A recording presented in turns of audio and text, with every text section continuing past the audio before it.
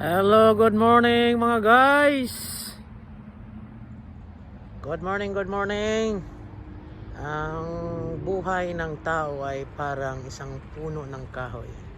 So dito ngayon sa lugar kung saan ako, Taglagas dito ngayon. So parang ang buhay ng tao mahalintulad natin sa isang puno ng kahoy.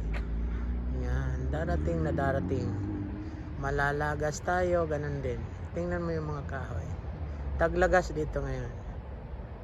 Yan. So ang kahoy namumunga